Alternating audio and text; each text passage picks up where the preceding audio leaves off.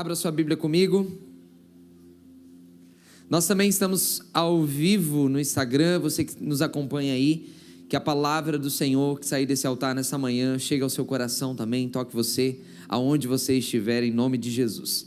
Mateus capítulo 17, a partir do verso 14.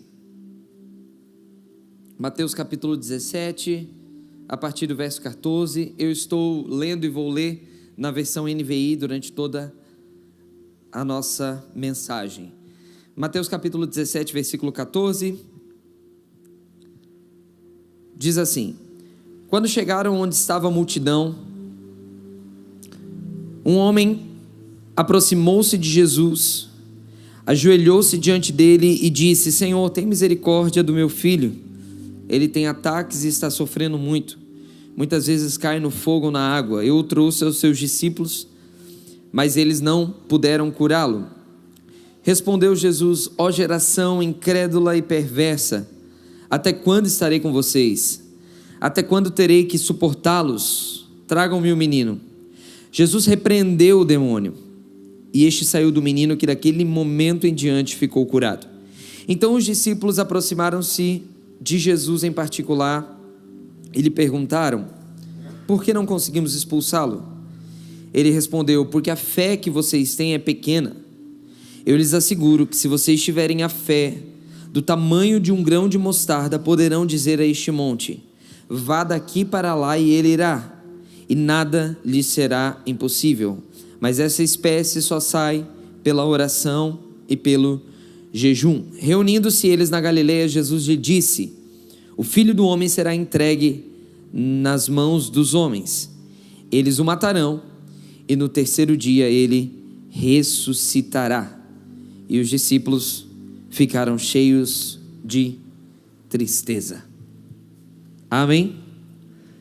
Feche os seus olhos mais um pouco.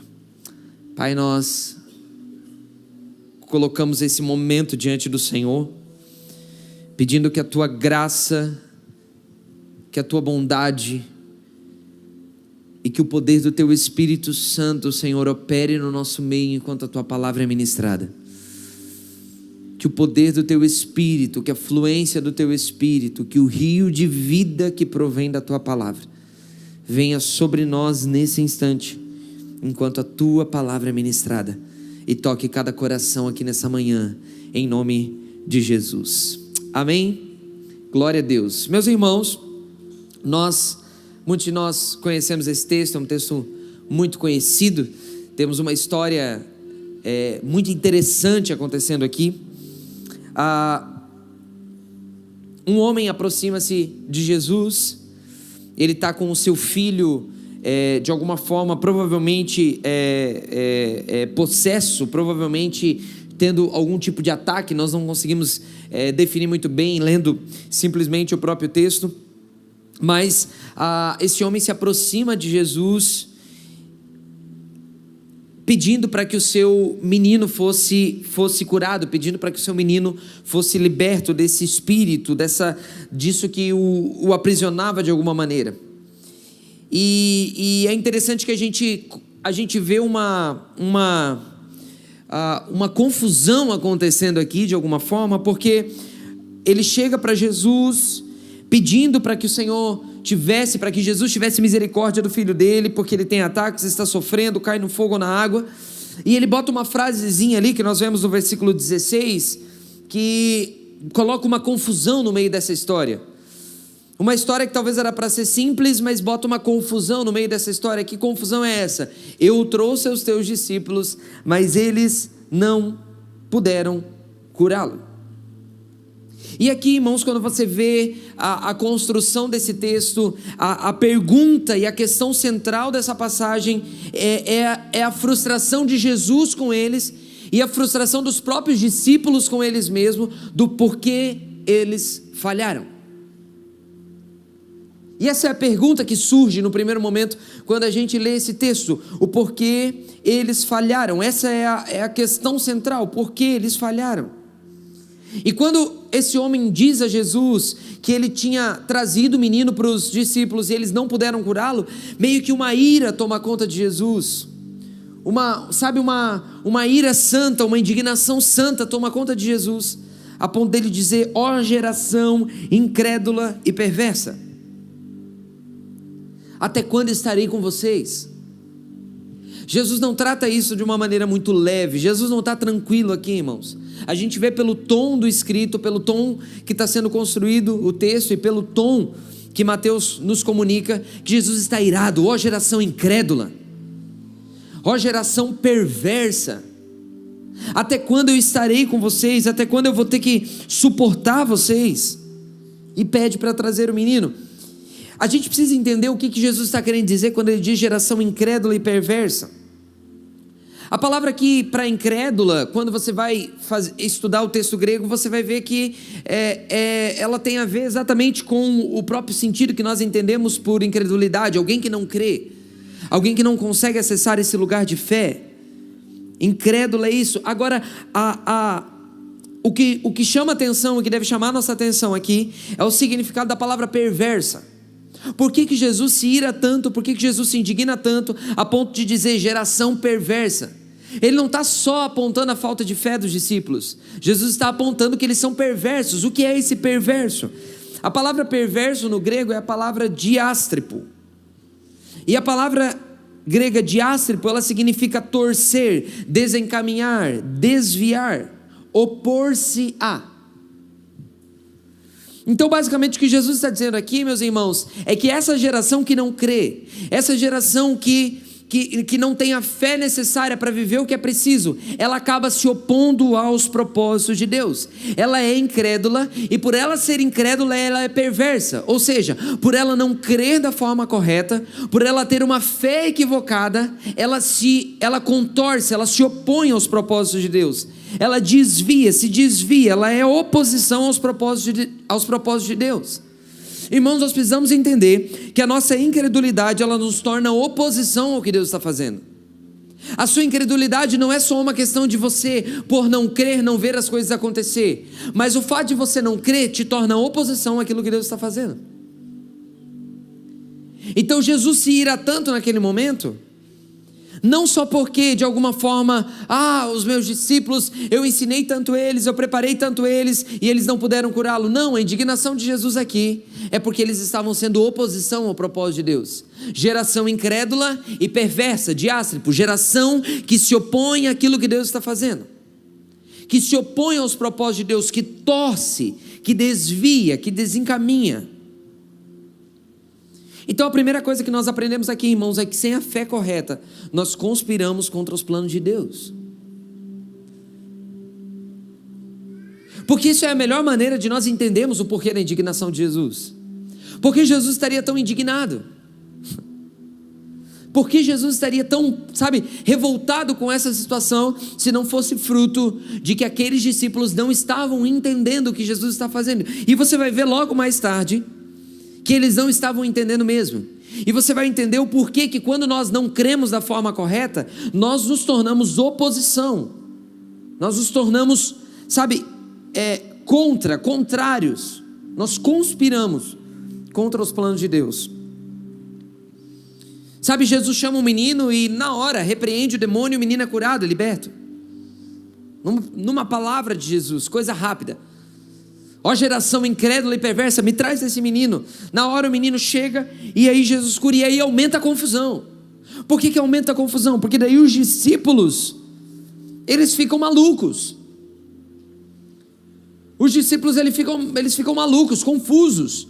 E eles perguntam: por que não conseguimos expulsá-los? Expulsá-lo. Essa é a questão central desse texto. O porquê eles falharam. A questão não é o que Jesus fez, porque Jesus é poderoso e poderia fazer o que Ele quisesse. Essa é só mais uma cura de Jesus, é só mais uma libertação de Jesus. Jesus, já fez tantas, a gente tem os evangelhos para nos trazer clareza disso. Agora, o ponto aqui é, por que eles não conseguiram? O que deu errado? O que deu errado? Agora é interessante você pensar que em Mateus capítulo 10, Jesus já havia dado autoridade para aqueles discípulos irem expulsar demônios. Em Mateus capítulo 10, no versículo 8, Jesus reúne eles e antes de enviá-los diz assim: curai os enfermos, ressuscitai os mortos, purificai leprosos, expeli demônios, de graça recebestes, de graça dai.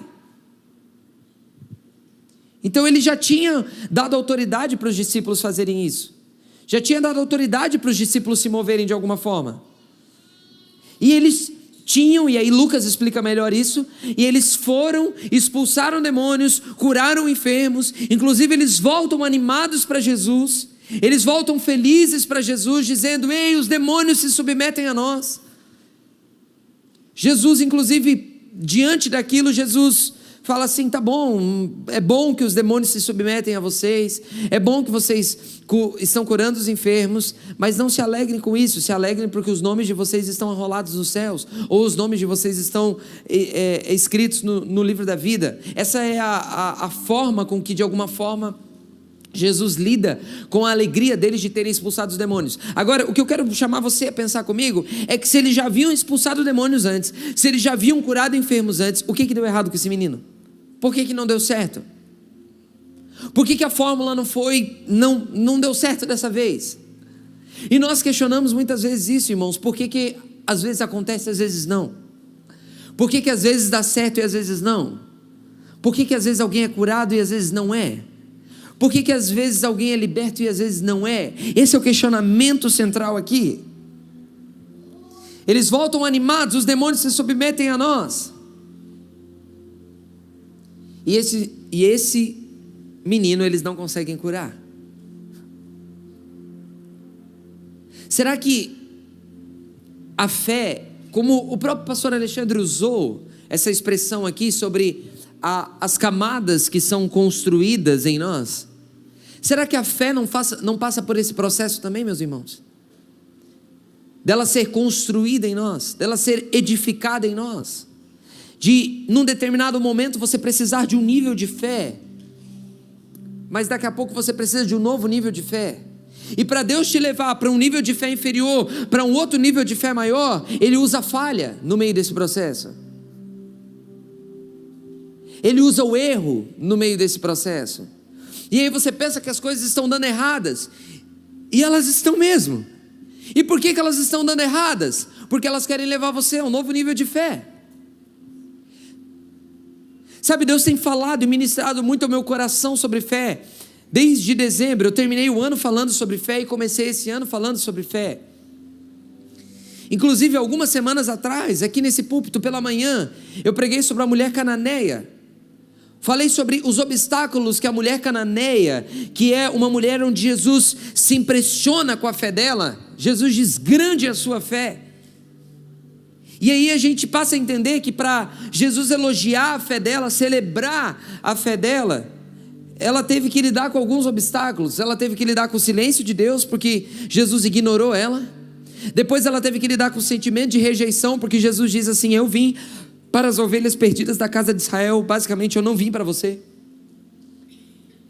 E depois ela ainda teve que lidar com meio que um sentimento de desprezo do próprio Jesus, porque Jesus diz para ela assim: não é lícito tirar o pão dos filhos e entregá-lo aos cachorrinhos. O cachorro era o animal mais desprezível da época. Basicamente ele estava dizendo: você é desprezível.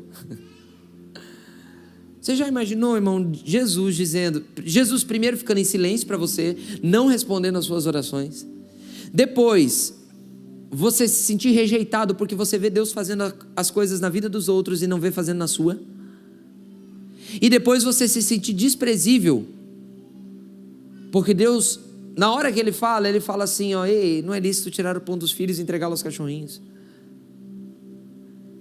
E aquela mulher diz assim: meu Senhor, mas até mesmo os cachorrinhos comem das migalhas que caem da mesa.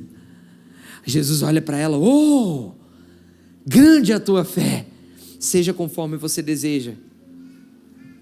E aquela mulher que estava lidando no início daquela história com o silêncio de Deus, com o sentimento de rejeição, agora ela viu a filha dela ser liberta.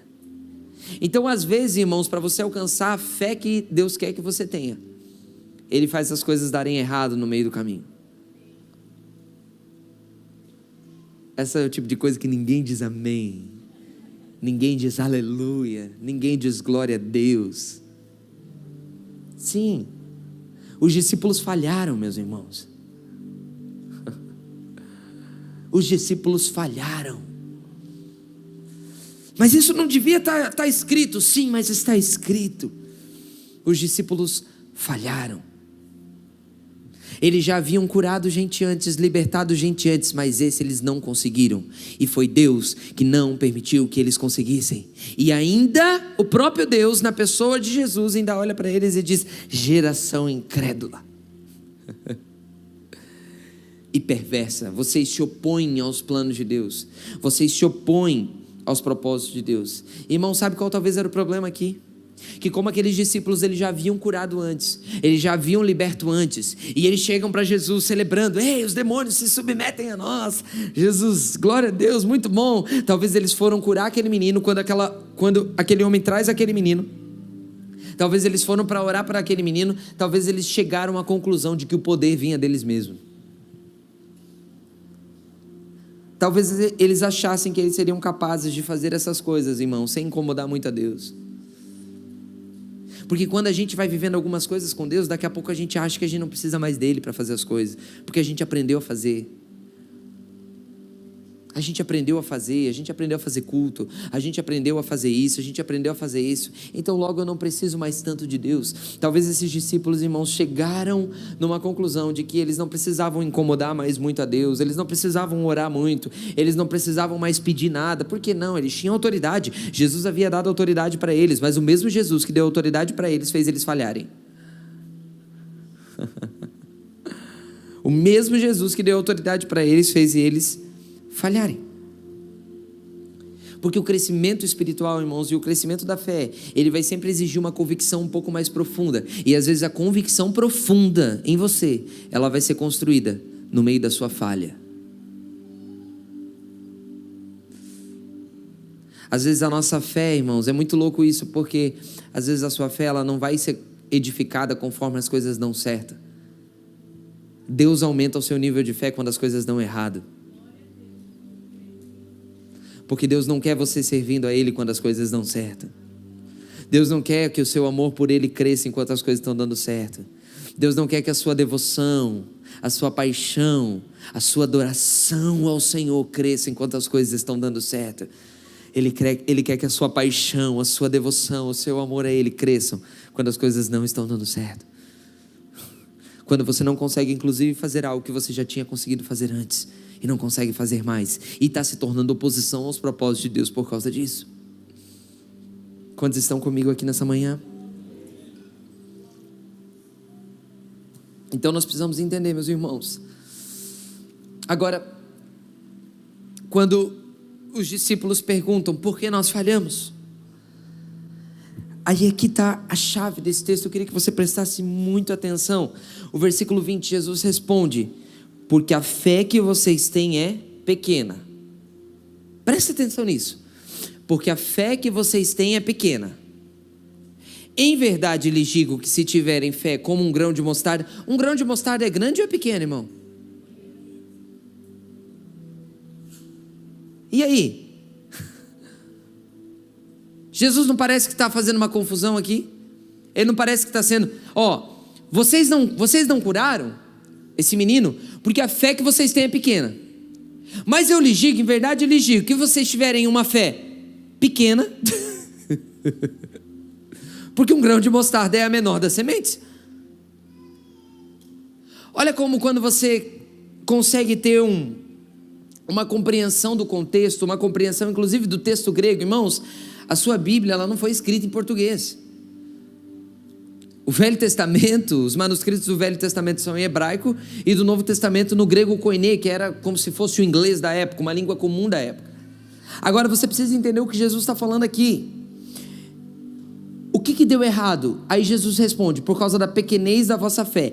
Essa pequenez da vossa fé, a fé que vocês têm é pequena. Essa palavra fé, ela é a palavra apistia. A palavra grega apistia. E a palavra grega apistia, ela significa incredulidade ou fé equivocada, ou algo que você crê de forma errada. Então preste atenção, Jesus está falando assim, ó: vocês não curaram porque a fé de vocês não é pequena, no sentido de, a nossa fé não é medida em 10%, 20%, 100%, não. Essa fé pequena, a palavra apixia, incredulidade, significa a fé que vocês têm, ela é equivocada. Vocês não curaram porque a fé de vocês era 20% e vocês precisavam de 80%. Não, vocês não curaram porque a fé de vocês estava no lugar errado.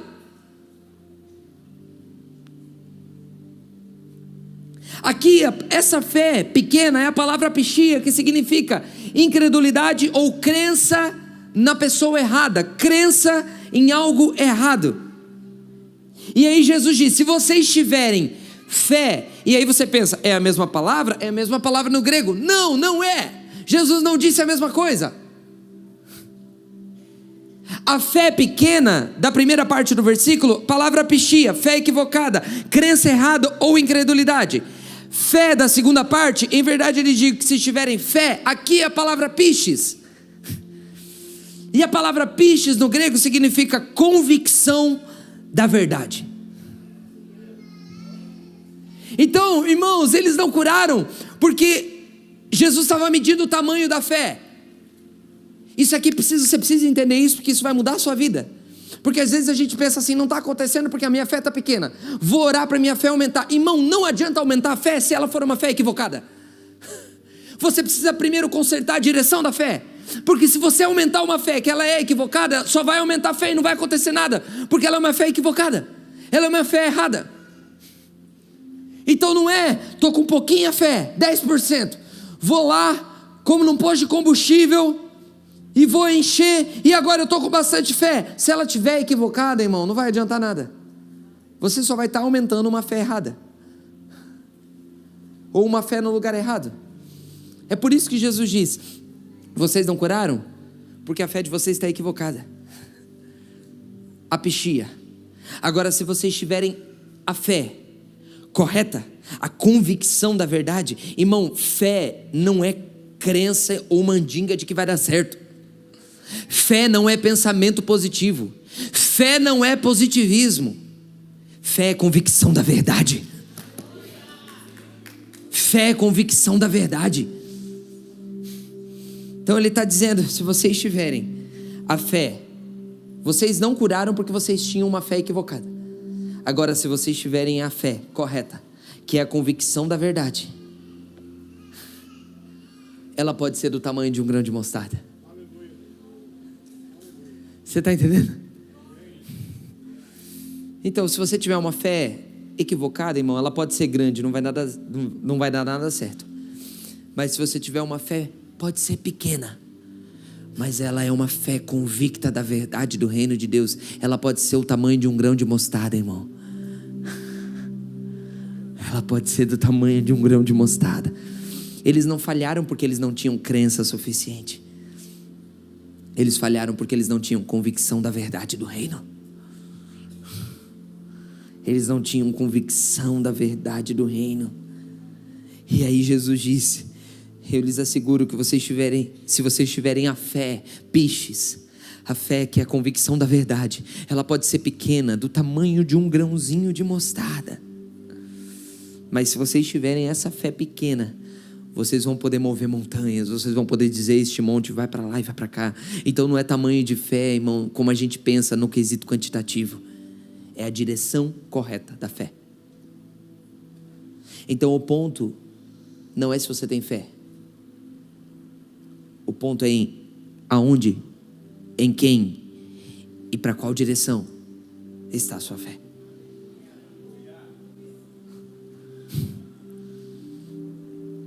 Sabe por quê, irmãos? Porque se a fé que nós precisamos para mover montanhas, ela é a convicção da verdade, ela é a certeza da verdade e da verdade do reino de Deus, irmão, a verdade não tem tamanho. Já parou para pensar isso? Não existe uma verdade pequena e uma verdade grande. A verdade, ela é verdade.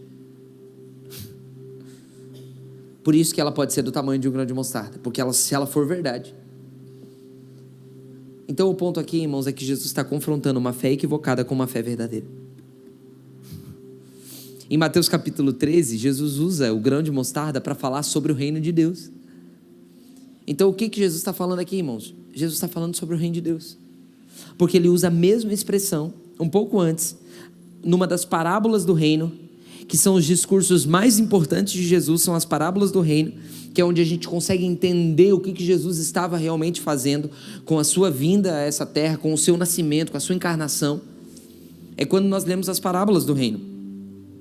E nas parábolas do reino, em Mateus capítulo 13, versículo 31, Jesus fala que o reino dos céus se assemelha a um grão de mostarda.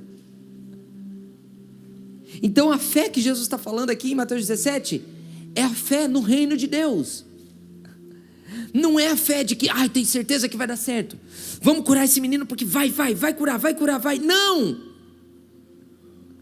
É a fé nas verdades do reino de Deus. É a convicção nas verdades do reino de Deus. O reino dos céus, Mateus 13, 31, se assemelha a um grão de mostarda que um homem semeou no campo. Uma pequena verdade, uma pequena luz, embora ela seja menor entre todas as sementes, quando cresce, é uma das maiores hortaliças e se torna uma árvore de modo que as aves do céu vêm fazer ninho nos seus ramos. Sabe o que é a semente do grão de mostarda, irmãos? Ela é algo pequeno, mas produtivo e poderoso.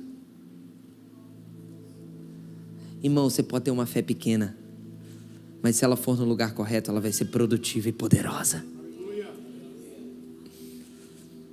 Ela vai ser produtiva e poderosa.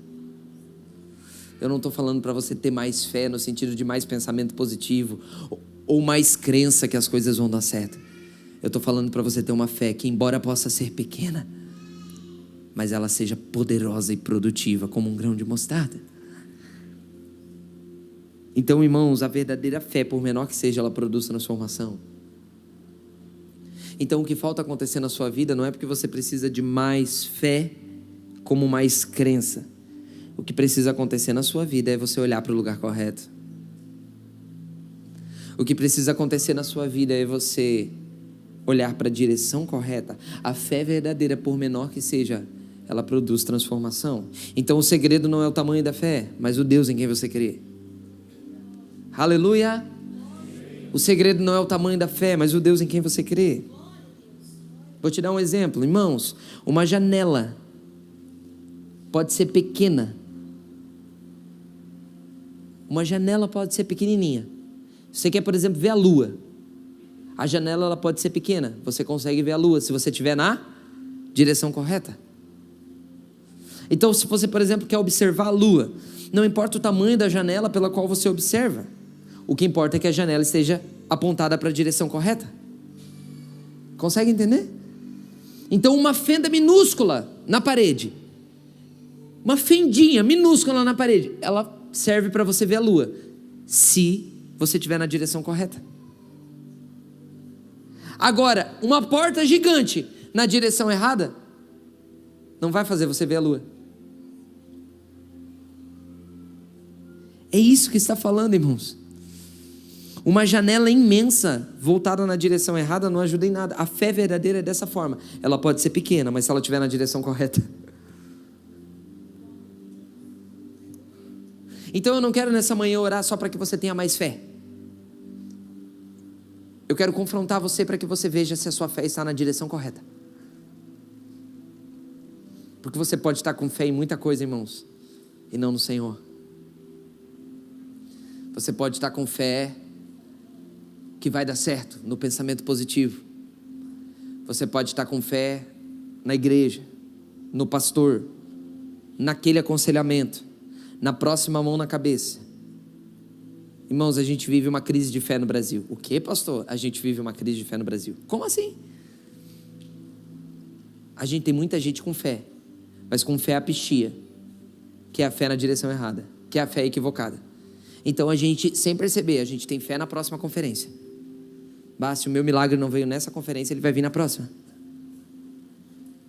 Se o meu milagre... Não. Se aquele profeta falar na minha vida, acabou, resolveu. É aquele. Se aquele fulano orar por mim, aí pronto, meus problemas estão resolvidos. Irmãos, a fé está no Deus que pode fazer Mesmo que você não encontre aquele profeta, não vá para aquele profeta, não participe daquela conferência, ou ela está naquilo que vai acontecer? Se ela estiver naquilo que vai acontecer, Jesus olha para você e diz: geração incrédula e perversa. Perversa, sim, você está se opondo aos meus propósitos. Você está se opondo aos meus planos. Por quê? Porque a sua fé não está em mim. Sua confiança não está em mim. A sua confiança está no profeta. A sua confiança está na próxima mão na cabeça. A sua confiança está na próxima oração. A sua confiança está na próxima conferência. A sua confiança está porque o seu marido é isso. A sua confiança está porque a sua mulher é isso. A sua confiança está no seu trabalho. A sua confiança está em um monte de coisa. Menos no Senhor. Então a gente vive sim uma crise de fé. E o que nós estamos fazendo e precisamos fazer nessa manhã, irmãos? Nós precisamos olhar para a direção correta. Nós precisamos olhar para a direção correta. Porque a fé não é sobre quantidade, meus irmãos. A fé é sobre estar na direção correta. A fé não é sobre quantidade. Irmãos, uma pequena fé pode ser pequena, mas se você está na direção correta, ela produz grandes coisas. E ela é tudo o que você precisa. Irmãos, deixa eu falar uma coisa para você. A oração mais simples ao Deus verdadeiro, ela é poderosa. Mas as devoções mais elaboradas a um Deus fabricado são inúteis. Irmãos, cuide para que você não esteja servindo um Deus fabricado por você mesmo.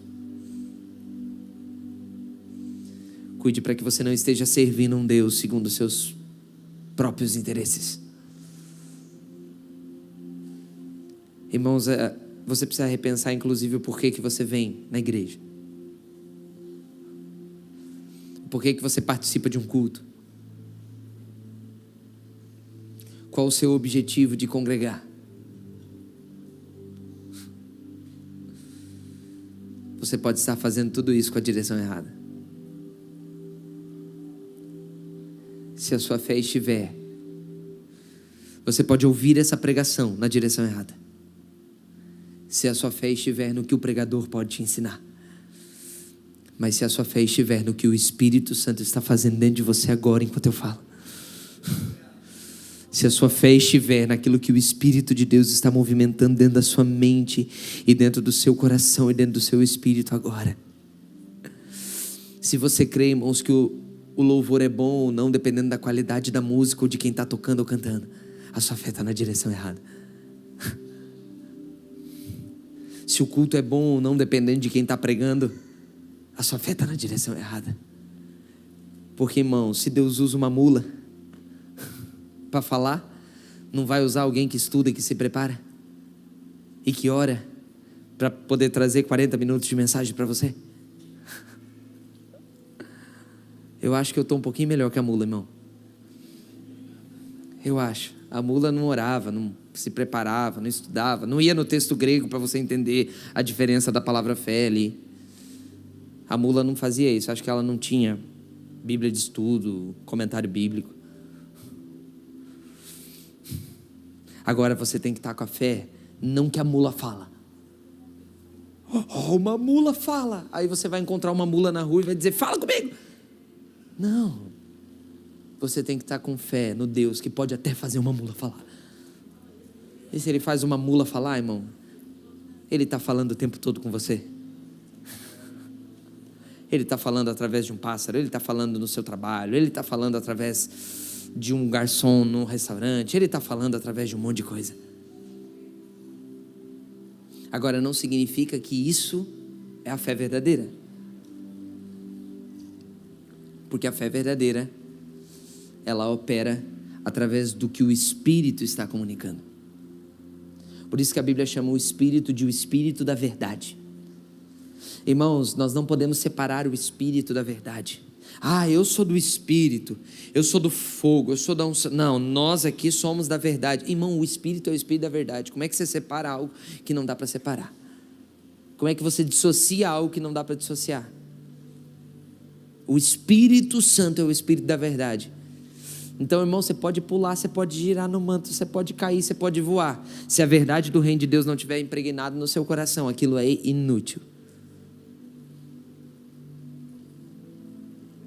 Porque o objetivo do Espírito é impregnar as verdades do reino de Deus no seu coração e fazer com que você se mova por essas verdades, fazer com que você caminhe por essas verdades, fazer com que você avance por essas verdades, fazendo com que você olhe na direção correta.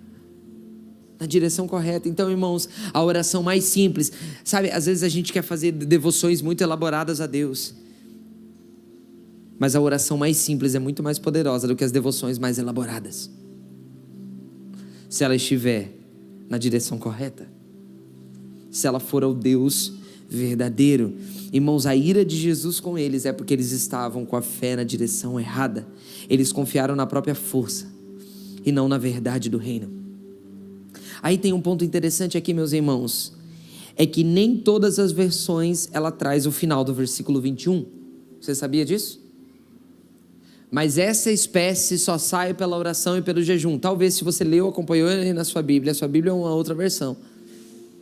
Talvez essa parte não vem junto no texto. Essa parte está justamente entre colchete nessa Bíblia, nas Bíblias online, porque não são todos os manuscritos antigos que trazem esse versículo. Não são todos os manuscritos antigos que trazem esse versículo. A minha versão traz. Então eu creio que Jesus falou isso. Amém? E há muitas evidências de que realmente ele falou. Qual é o ponto aqui, meus irmãos? Essa casta não se espelhe senão por meio da oração e do jejum. O que Jesus está falando? Porque Jesus acabou de falar que eles estão com uma fé equivocada, uma fé no lugar errado, e apontando eles para a fé verdadeira, que é a fé na verdade do reino, que pode ser pequena, mas ela é poderosa. Essa casta só se expulsa ou só se expele com jejum e oração. Que casta é essa? Não está falando do tipo de demônio, irmão. Aqui eu sei que muitos de vocês aprenderam errado a vida toda. E aqui, talvez quando alguém usou esse versículo para ensinar você, ele disse assim: não, eles não expulsaram porque eles não oraram o suficiente e não jejuaram o suficiente. Por isso que essa casta de demônio, o demônio do menino, só se expulsa se ele tivesse orado muito e jejuado muito. Aí você, não, eu quero virar um especialista em expulsador de demônios, então eu vou orar e jejuar muito. Aí eu vou sair na rua e vou sair expulsando. Não. Não, porque se Jesus está falando não de um tamanho de fé no quesito de quantidade, mas em direção da fé, ele está falando que essa casta, que casta? A fé equivocada. Essa fé equivocada, você só espelha essa fé equivocada, essa fé errada, essa fé no lugar errado, através do jejum e da oração. Então o que Jesus está falando aqui não é que eles precisam de mais fé e mais oração para expulsar o demônio. Eles precisam de mais oração e de mais jejum para ter a fé correta. Quantos estão me entendendo? Então essa casta de fé errada, de fé equivocada, de incredulidade, ela se expulsa, ela se expele com jejum e oração. Então, irmãos, vai orar e vai jejuar um pouco mais para você apontar os seus olhos para a direção correta. É isso que Jesus está falando. Nós precisamos orar e jejuar, não porque, meu Deus, eu preciso orar e jejuar para fazer as coisas, porque muito antes, Jesus não mandou eles orarem e jejuarem para expulsar demônios e curar enfermos. Eles foram expulsar demônios e curar enfermos em Mateus capítulo 10, através da autoridade da palavra e da autoridade do Espírito. Não foi por mais oração e mais jejum. A gente é cheio a gente gosta de se encher de mérito. Não, eu orei muito, então aconteceu. Eu jejuei muito, então eu expulsei. Não é você, não é a sua capacidade de fé, não é o quanto você é bom, o quanto você fez, o quanto você não, é a fé no Deus verdadeiro, soberano e poderoso, que faz infinitamente mais do que pedimos ou pensamos. Vamos olhar para o lugar correto, meus irmãos. Vamos olhar para o lugar correto. Não quer dizer que você não vai orar, jejuar e as coisas vão acontecer, mas ainda assim que você ore, jejua, vai para o monte, faz campanha e você vê as coisas acontecendo. Quando as coisas acontecerem, não pensa assim: foi porque eu orei, foi porque eu jejuei, foi porque eu subi no monte. Não, é porque eu creio no Deus correto, é porque os meus olhos estão no Deus, o autor e consumador da minha fé. Você pode ver as coisas acontecendo através de atitudes suas, irmãos, mas no fim, dá glória para Deus, porque Deus não divide a sua glória com ninguém. Deus não divide a sua glória com ninguém. Pode ver a coisa acontecer através da sua oração, mas você pode ver coisa acontecer. Agora vai parecer heresia, mas você pode ver coisa acontecendo sem você orar. Porque se Deus quiser fazer, irmãos, você acha que Deus fica assim, se você orar 2 horas eu vou fazer o teu milagre. Orei 1h50. Falhou. Se você jejuar 1 vez por mês, as coisas vão melhorar na sua vida. Estou jejuando certinho, falhei 1 mês, deu ruim. Fé equivocada. Fé equivocada. Porque se Deus quiser fazer algo, irmãos, porque Ele faz pela autoridade do Espírito, e Ele faz pela autoridade da palavra. Jesus disse: vão, expulsem demônios, curem enfermos. E eles voltam: Senhor, os demônios nos submetem. Você nem orou por isso. Senhor, nós curamos enfermos. Porque você foi na minha autoridade, você não foi na sua força. E agora você tentou curar o menino na sua força, e você está sendo oposição aos propósitos quando você tenta fazer na sua força. Então deixa eu botar a fé de vocês, deixa eu ajustar, deixa eu botar um óculos em vocês, porque você está vendo as coisas ainda meio míopes, como eu estou vendo você agora, porque eu sou míope. Deixa eu botar um óculos em você, para você poder enxergar melhor e botar a sua fé na direção correta. O que Deus está fazendo com você aqui nessa manhã, irmãos, é reajustando seu foco. O que Deus está fazendo com você aqui nessa manhã é colocando a sua fé no lugar correto. Essa casta só sai pelo jejum e pela oração. Que casta? Essa incredulidade, essa fé equivocada. Então por que a gente tem que orar e jejuar? Para o nosso coração estar no lugar correto, irmãos. Irmão, deixa eu te falar, a sua oração e o jejum, ela não move a mão de Deus a seu favor. Ela pega você e bota debaixo da mão de Deus. A oração e o jejum não é para as coisas acontecerem. A oração e o jejum é para você ter a fé correta no lugar correto, para que as coisas aconteçam segundo a vontade soberana de Deus. Então, irmão, descansa. Descansa. Relaxa. Não vai orar e jejuar como se dependesse de você.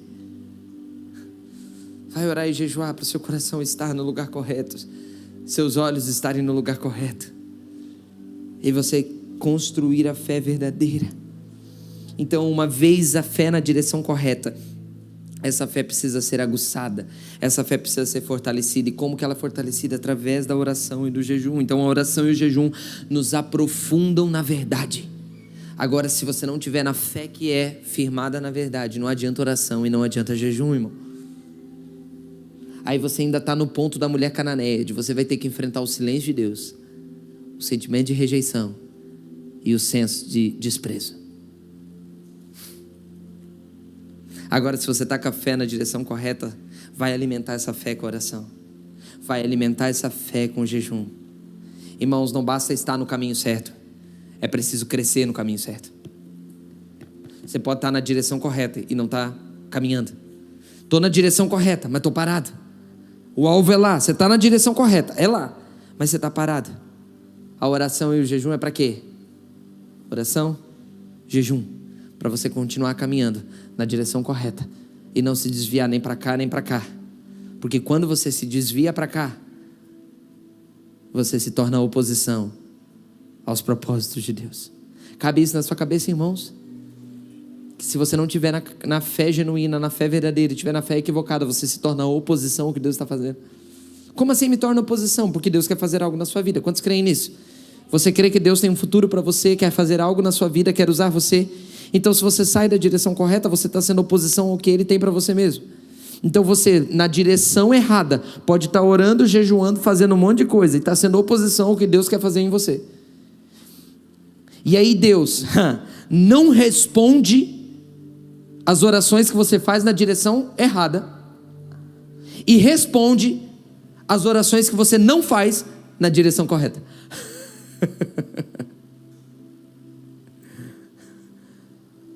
Irmão, eu sempre falo isso aqui, eu sempre gosto de lembrar disso. Aonde você estaria hoje se Deus tivesse respondido todas as suas orações?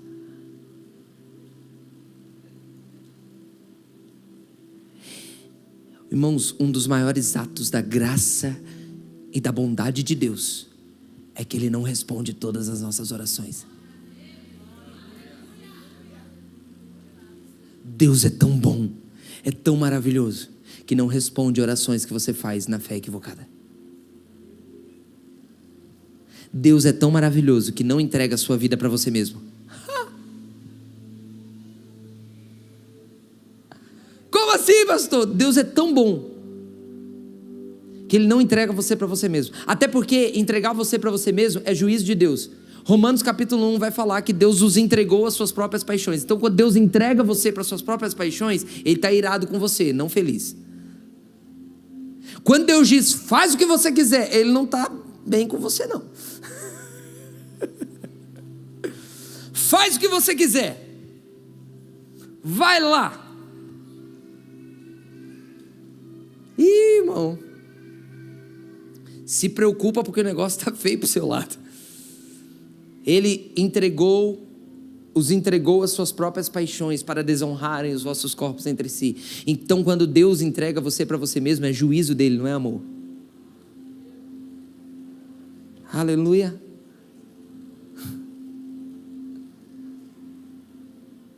Graças a Deus que Ele não responde todas as nossas orações, meus irmãos. Agora, orações simples, pequenas, até mesmo de gente fraca e fragilizada, na direção correta, é mais poderoso, irmão. É mais poderoso do que grandes orações e devoções e coisa no lugar errado. Então sim, irmão, às vezes no seu quarto, falando com Deus de maneira sincera, 5 minutos, pode gerar um efeito mais produtivo do que você participar daquela conferência de 4 horas. Não.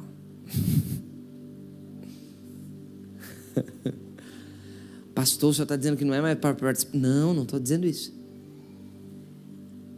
Eu estou dizendo que vai para a conferência de 4 horas, mas vai com a direção correta. E para terminar, meus irmãos, para a gente orar e comer churrasco, que hoje é dia de churrasco, né? Não é? Aleluia. O irmão não está com muita fé, comeu tudo em dezembro, gastou tudo em dezembro, né? Gastou tudo em dezembro e agora não tem para o churrasco de janeiro, né? Mas alguém aí perto de você vai convidar você para um churrasco, com certeza. Fica tranquilo.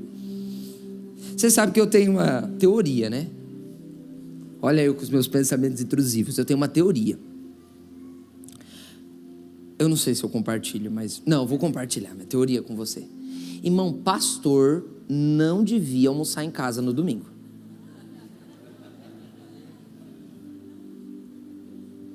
Não que eu esteja defendendo meu sindicato. Mas, irmão, domingo não é dia de pastor almoçar em casa? Deveria ser regra na igreja, deveria fazer parte do credo. Domingo é dia de convidar o pastor para almoçar. Que domingo é o dia, irmão, que ele vai pregar. É o dia que ele está pensando em pregar, que ele está pensando, entendeu? Ou no caso eu preguei de manhã, pastor Luiz vai pregar à noite, alguém vai pregar no culto da tarde. Então assim, a gente não tinha que preocupar com o almoço no domingo.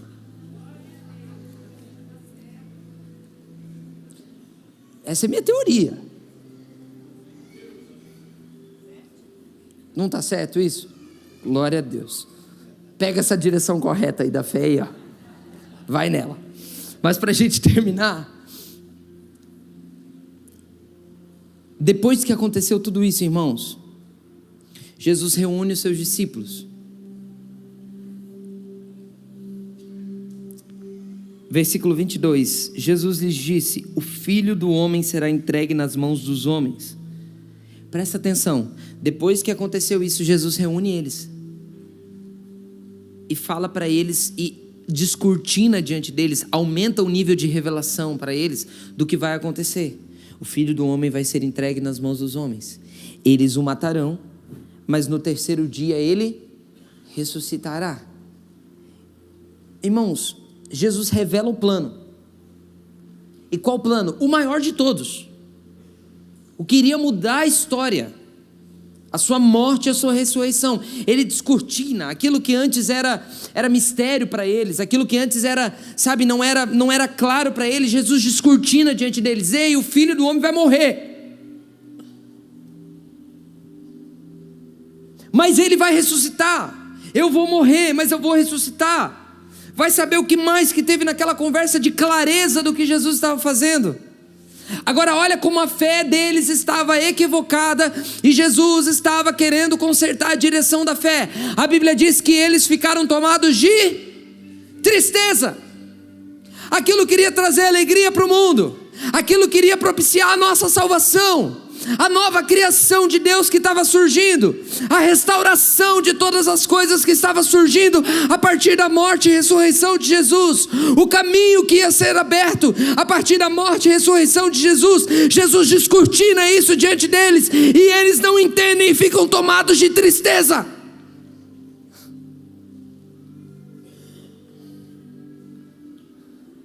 Como que Jesus expõe todo o plano, o que ia mudar a história para sempre, o alvo da nossa fé. Eu e você estamos aqui por causa daquele final de semana, e eles ficam tomados de tristeza. Irmãos, Jesus descortina o plano diante deles e diz: eu vou morrer, mas o Filho do Homem vai ressuscitar. Eles não estavam acostumados com ressurreição, eles não sabiam o que era ressurreição. Sabe, tinha talvez alguns pequenos conceitos de ressurreição, alguma ideia de ressurreição, mas não de alguém ressuscitar. Talvez ressuscitar outros, isso tinha já desde a tradição hebraica, por mais que você não tem muitas provas, evidências disso. Agora um homem que iria morrer sob o domínio do Império Romano iria ressuscitar. Isso era, sabe, poderoso, sobrenatural. Jesus estava olhando para eles e dizendo: ei, o Filho do Homem vai morrer, mas ele vai ressuscitar. Aqueles discípulos eram para ter: uau, o Senhor vai ressuscitar, e aí? E aí vai começar o reino? E aí não, a Bíblia diz que o Senhor vai morrer.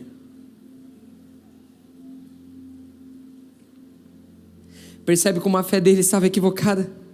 Os discípulos se entristecem ao invés de se alegrar, irmãos. Irmãos, principados e potestades estavam entendendo o que estava acontecendo naquele momento, e os discípulos não.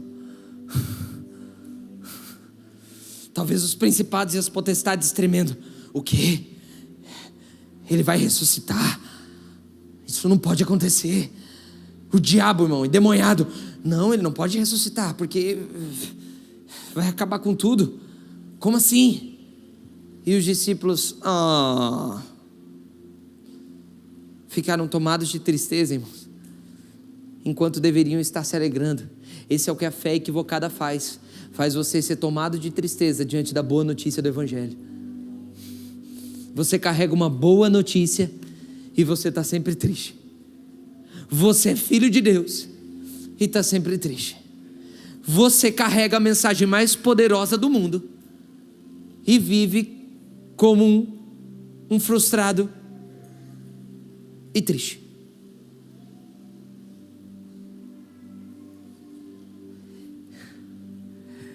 Jesus ainda está no processo de botar a fé deles na direção correta. E sabe qual que é a fé na direção correta, meus irmãos? Aleluia. A fé na direção correta não é a fé no que pode acontecer, não é a fé no que Deus pode fazer por você.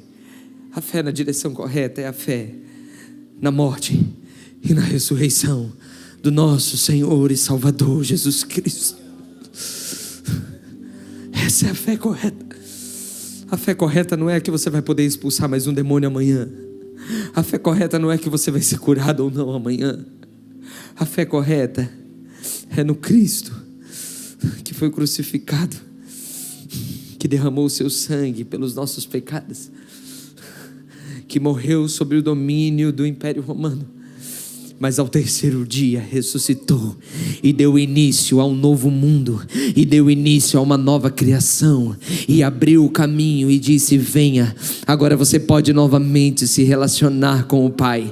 Venha, você pode novamente se relacionar com a presença de Deus. Bota um sorriso no seu rosto, para de ficar triste, porque há uma boa notícia sobre a sua vida. E que notícia é essa?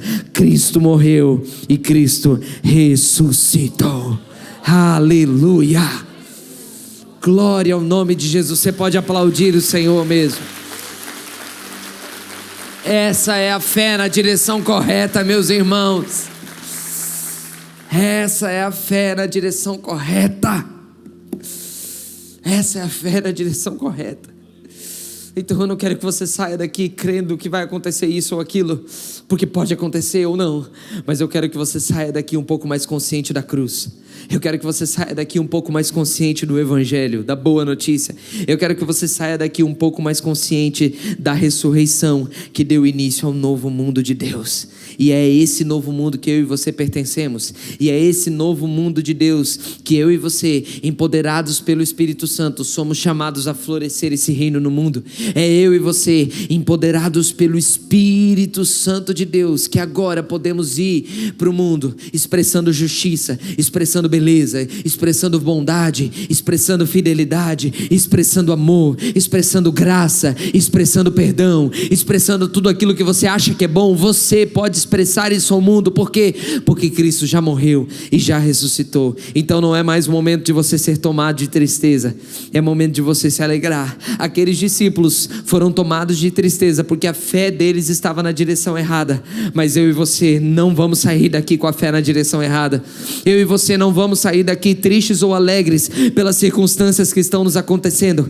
Claro, as circunstâncias nos abatem, as coisas nos entristecem, as coisas difíceis da vida. Talvez o seu ano não começou como você esperava que começasse. Talvez você caiu no velho conto do vigário, de que de 31 de dezembro para 1º de janeiro a única coisa que muda é o relógio. Talvez você caiu nessa ideia, talvez você pensou: não, 31 de dezembro, pulou meia-noite 1, meu Deus, nova vida, nova história, novo 2025, você descobriu, não, é os mesmos problemas, é as mesmas dificuldades, é as mesmas coisas, mas agora se você colocar a sua fé na direção correta, irmão, pode ser 2024 ou pode ser 2044, pode ser você vivo ou morto, pode ser as coisas boas ou ruins, pode ser as coisas dando certo ou não dando certo. Se a sua fé estiver na morte e na ressurreição do nosso Senhor, a sua fé está no lugar correto, você está na direção correta, e aí é só você caminhar, aí é só você avançar, aí é só você correr. Aleluia! Porque a fé está na direção correta, irmãos. Cristo morreu e ressuscitou. Então sim, o mundo tem aflições, sim, tem dificuldades, sim, tem problemas, sim, não mudou nada de 24 para 25, mas eu mudei, porque os meus olhos estão na morte e na ressurreição de Jesus. Aleluia, eu mudei, irmãos. Talvez as circunstâncias ao seu redor não mudem, mas se você mudar, talvez as coisas ao seu redor não mudem, mas se você mudar, meu irmão, se você olhar para a cruz, irmãos, a cruz ainda é a cruz e a ressurreição, ainda é o centro do Evangelho, irmãos. Sabe qual é o problema? Um dos problemas graves da igreja brasileira: a gente crê em tanta coisa, mas a gente parou de falar da cruz. A gente crê em tanta coisa, mas parou de falar da ressurreição. Cristo ressuscitou. Cristo ressuscitou. Se isso não alegra mais o seu coração, irmãos, coloque os seus olhos hoje na direção correta. Cristo ressuscitou. O sangue dele já foi derramado por você. Pare de viver como alguém que ainda não tem perdão, como alguém que ainda está debaixo de condenação. Pare de viver como alguém que ainda é dependente desse sistema. Pare de viver como alguém que ainda é escravo desse sistema. Pare de viver como alguém que não provou do poder da cruz. Pare de viver como alguém que segue um Deus morto. Você não segue um Deus morto. Cristo ressuscitou. Cristo ressuscitou. Paulo diz: se Cristo não tivesse ressuscitado, a nossa fé seria vã. A sua fé não é vã, meu irmão. A sua fé não é vã, minha irmã. Cristo vivo está. Cristo vivo está. Então levanta essa sua cabeça e segue a sua vida. Porque se Cristo ressuscitou, aleluia. Um dia o pastor Tim Keller, um dos grandes referências do nosso tempo, um homem piedoso, um dos grandes teólogos do nosso tempo, ele teve câncer 2 ou 3 vezes e morreu em virtude desse câncer no ano passado. Um homem que foi uma das minhas referências. Sabe, irmãos, aí perguntaram para ele. Ele já tinha escrito tanto, falado tanto, pregado tanto, ensinado tanto, orado tanto, e estava morrendo de câncer. E aí perguntaram para ele: pastor, o que o senhor diria no meio dessa situação? Ele no leito de morte. Ele olhava, sorria para o entrevistador que perguntou para ele, ele ia morrer semanas depois. Ele olhou para o entrevistador e falou: meu querido, se Cristo ressuscitou, tudo vai ficar bem. Se Cristo ressuscitou, tudo vai ficar bem. Então, como eu creio que Ele ressuscitou, tudo vai ficar bem. Mas o senhor está morrendo de câncer, mas tudo vai ficar bem. Isso não é pensamento positivo, isso é fé verdadeira. Se Cristo ressuscitou, tudo vai ficar bem. Aleluia. Eu sinto a graça de Deus aqui, irmão. Eu sinto o Espírito de Deus operando aqui no nosso meio. Eu sinto Deus tirando você talvez de alguns lugares de medo. Eu sinto Deus tirando você de alguns lugares, sabe, que ainda tem aprisionado você de dores, porque você talvez não está olhando o suficiente para a cruz. Talvez você não está olhando o suficiente para a ressurreição. Irmão, Cristo ressuscitou, você sabe o que é isso? Irmão, a história entendeu que o novo mundo começou, tanto que os anos passaram a ser contados a partir dele. A história entendeu, e às vezes os crentes não entendem. A história foi mudada através da morte e ressurreição, e às vezes a gente não entende o que é isso. Irmãos, está acontecendo aqui nessa manhã o mesmo que aconteceu aquele dia. Por que eles falharam? E aí Jesus está reunindo eles e dizendo assim: ei, só que naquele momento Jesus disse assim: ei, eu vou morrer e ressuscitar. E eles ficaram tomados de tristeza. Aqui o pregador, pelo Espírito, que não sou eu, pelo Espírito, está dizendo para você: isso já aconteceu, Ele já morreu e já ressuscitou. Você não pode ficar tomado de tristeza. Você tem que se alegrar. Você tem que continuar. Você tem que olhar para o lugar correto. Aleluia, fica de pé comigo em nome de Jesus. Eu sinto a graça do Espírito Santo aqui. Oh, aleluia. Oh, Espírito de Deus. Adore o nome de Jesus. Adore esse Deus que morreu e ressuscitou. É o Senhor. Olhe um pouco para a cruz. O novo mundo começou com a ressurreição. Você não é mais cidadão do velho mundo, você é cidadão do novo mundo. Você é filho amado de Deus. A nova criação já começou e você é membro dela. Aleluia. Aleluia.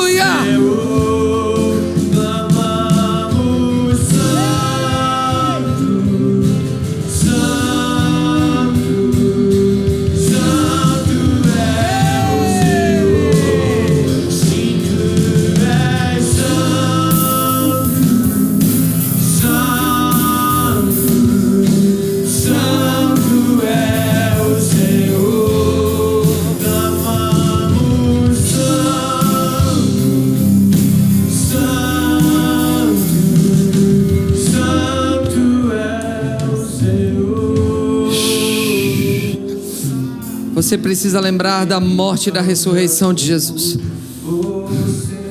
Você precisa lembrar disso, meu irmão, minha irmã. Tá difícil. As coisas estão complexas, estão complicadas. Deixa a luz do Evangelho iluminar seu coração, iluminar sua mente nessa manhã. Se você quiser, sai do seu lugar e vem até aqui na frente. Deixa a gente orar por você.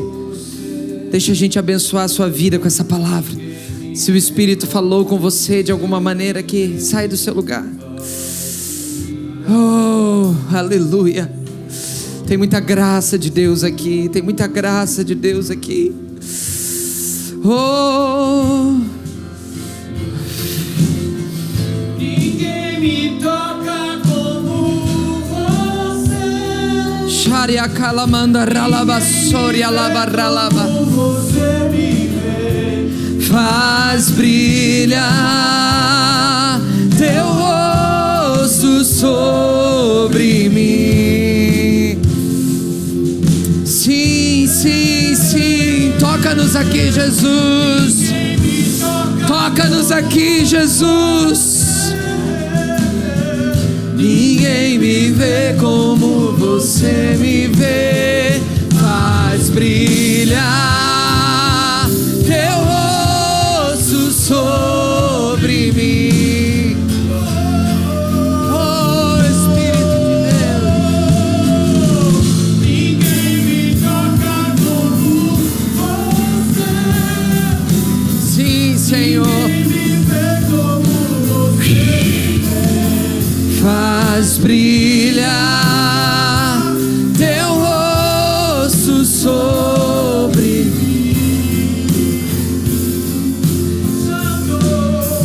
Tu és santo, Santo, Santo é o Senhor. Tu és santo, oh Espírito de Deus. Santo é o Senhor. Pai, nós adoramos o Senhor aqui. E nós pedimos que a luz do Teu Evangelho ilumine o nosso coração, Senhor. Nós pedimos que a luz do Evangelho ilumine a escuridão do nosso coração. Nós pedimos que o Senhor nos aponte para a fé correta, nos tire de uma fé equivocada, de uma fé positivista, nos tire de uma fé nos nossos próprios méritos, nos tire de uma fé, Senhor, na nossa força, na força do nosso braço. Senhor, nos tira de lugares que tem nos aprisionado nesses dias. Senhor, nos tira de concepções erradas que podemos ter acerca de Ti. Tira-nos de ideias equivocadas que podemos ter acerca de Ti. Senhor, não nos deixe esquecer da Tua morte e da Tua ressurreição. Não nos deixe esquecer que o Senhor começou um novo mundo conosco. Não nos deixe esquecer que o Senhor já venceu o poder da morte. O Senhor já venceu o poder do inferno. Não nos deixe esquecer que o Senhor já venceu as nossas dores. O Senhor já venceu as nossas enfermidades. O Senhor já venceu. O Senhor já venceu. O Senhor já venceu. Senhor, não nos deixa esquecer que somos filhos amados do Senhor. E se estamos aqui é porque o Senhor nos sustentou até aqui. É porque o Senhor tem nos sustentado, é porque o Senhor tem nos guardado. Pai, em nome de Jesus, aponta o nosso coração e os nossos olhos para o lugar correto. Nós queremos declarar: nossa fé está em Ti, Senhor, não está em nós mesmos. A nossa fé está em Ti, muito mais daquilo que o Senhor pode fazer. A nossa fé está em Ti. Tu és o autor e consumador da nossa fé. Tu és o Deus Todo-Poderoso. Tu és o Deus que levou as nossas dores, as nossas enfermidades. Tu és o Deus que nos trouxe a paz pelo Seu castigo. Tu és o Deus que derramou o Seu sangue para nos perdoar. Tu és o Deus que nos lavou e nos purificou. Não há mais condenação para aqueles que estão em Cristo Jesus. Quebra toda condenação. Senhor, coloca os nossos olhos na direção correta, Jesus. Coloca os nossos olhos na direção correta. Faz-nos nos sentir perdoados, amados, crendo no único. Tu não és mais um Deus, tu és o único. E toda vez que nós tivermos, Pai, nos nossos momentos de fraqueza, de dor, de luta e de dificuldade, nós lembraremos que o Senhor já ressuscitou. E a nossa esperança é que também vamos ressuscitar com Ele. Aleluia. A nossa esperança é que também vamos ressuscitar com Ele. A nossa esperança não é o que podemos produzir, irmãos. Tira o fardo dos seus ombros de ter que produzir alguma coisa para agradar a Deus. Tire o fardo dos seus ombros de ter que produzir algo na sua força para poder obter o favor de Deus. Não, tudo que você faz para Deus é resposta de gratidão a Ele. Tudo que você faz para Deus é resposta de amor. E tudo que você faz para Deus é empoderado pelo Espírito Santo.